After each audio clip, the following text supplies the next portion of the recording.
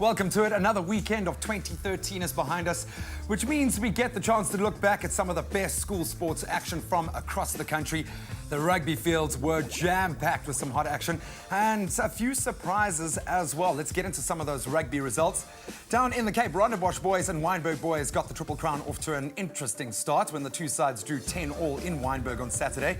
Tygerberg thrashed Primrose 66-0, whilst over at Bishops, Paul Roos came from behind to draw 22-all with Bishops in a thrilling encounter.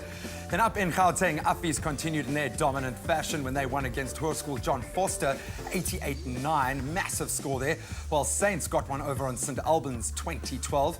Monuments were another of the dominant sides this last weekend when they won 61-12 against Noordheuvel. Pretoria Boys High won their match against Maritzburg College 25-23 on home turf.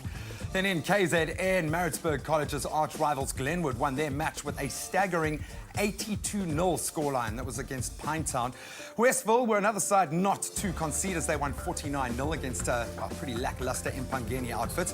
Dell College would come undone, sadly, at the hands of Grants this weekend, whilst Grey High School continued from where they left off in the Easter weekend, winning their match against Nico Milan 29-24.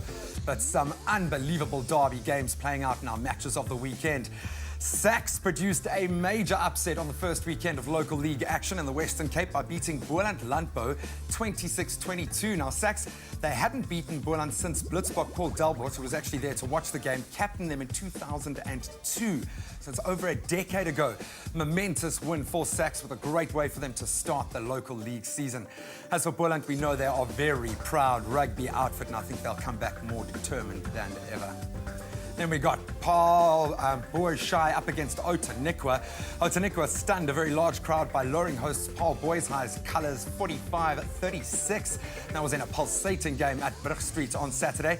The 11-try spectacle saw action switch from end to end with such frequency, I think you could have been forgiven for thinking it was a tennis match. Every time it looked like the visitors established an unchallengeable superiority. Back came Boyshai, driven by a spirit and determination. I think they'll take a lot of strength from this season. But in the end, the George-based side would be too much for one of the teams of 2012, and they registered their second massive scalp of the year following their victory over Grey Bloem over Easter. I think this is one side we're going to have to watch very closely.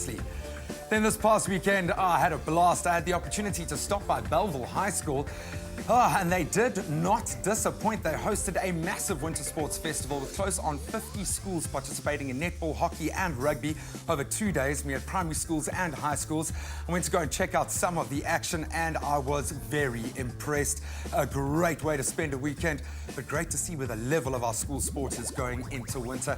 So a big shout out to Belleville High for hosting such a brilliant tournament. And that's a wrap of your youth sports. Remember to catch all our youth sports action again as we recap the St Mary's Hockey Festival.